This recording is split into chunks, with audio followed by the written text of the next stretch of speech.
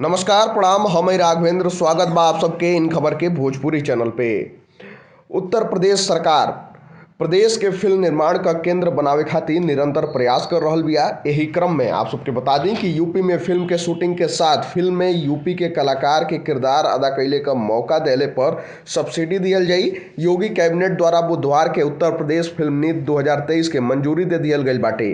Film निर्माण करे खातिर कुल शूटिंग दिवस के 2/3 दिन यूपी में शूटिंग कैले पर 2 करोड़ रुपया का सब्सिडी दियल जाई। वहीं फिल्म प्रशिक्षण संस्थान का स्थापना कैले पर भी 50 लाख रुपया तक का सब्सिडी मिली। सरकार द्वारा फिल्म निर्माण करे खातिर वातावरण तैयार कैले पर और विभिन्न आवश्यक संसाधन का शूटिंग खातिर समग्र विकास कैले पर फिल्म नीति लागू कैल गई बाटे। नोएडा में 1000 एकड़ में फिल्म सिटी बनावल जा रहल बाटे। प्रदेश के अन्य जिला में भी फिल्म निर्माण का सुविधा के विकास का योजना तैयार बाटे।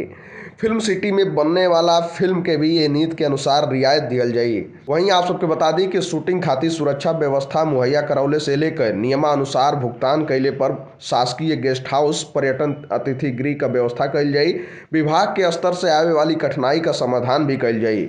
आउटडोर शूटिंग करे वाला इकाई के पर्यटन निगम के गेस्ट हाउस व होटल में कमरा के किराया पर 25% तक छूट दियल जाई। प्रदेश में अवधि, ब्रज, बुंदेली, भोजपुरी क्षेत्रीय फिल्म के निर्माण पर 50%, हिंदी, अंग्रेजी और अन्य भाषा के फिल्म बनौले पर 25% सब्सिडी दियल जाई। एमे कुल शूटिंग दिवस के कम से कम 50%, यूपी में शूटिंग कैले पर 1 करोड़ रुपया तक का सब्सिडी दियल जाई। वेब सीरीज की शूटिंग पर प्रति एपिसोड 10 लाख या 1 करोड़ रुपया तक का सब्सिडी मिली।